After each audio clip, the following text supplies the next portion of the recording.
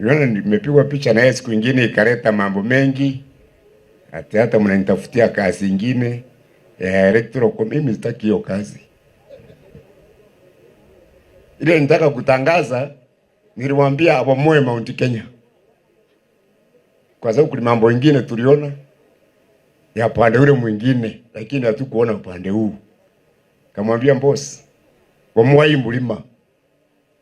Ili ukiwa huko Nairobi unaona Meru. Ukiona Kakamega unaona Meru. Ukiona huko Coast unaona Meru. Ukiona upande ule wa Nyeri na kundu kwingine unaona Meru. Hiyo ndio tulikuwa natangaza. Na akaniambia ataangalia. Si ndio? Methekari ntuli si tunangojea.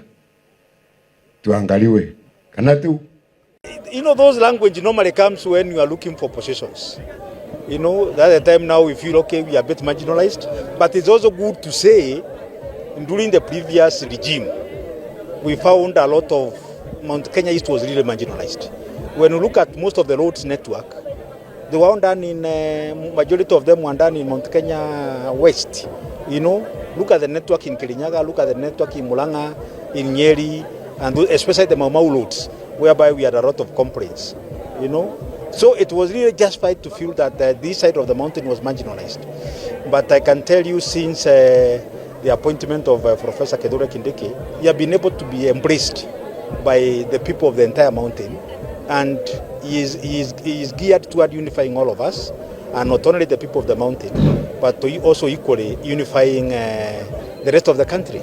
Because even when we are doing all these county by county stakeholders meeting, he is able to engage all the 47 counties. And of course, when we are going to these meetings, each and every county comes up with 5 critical development agenda.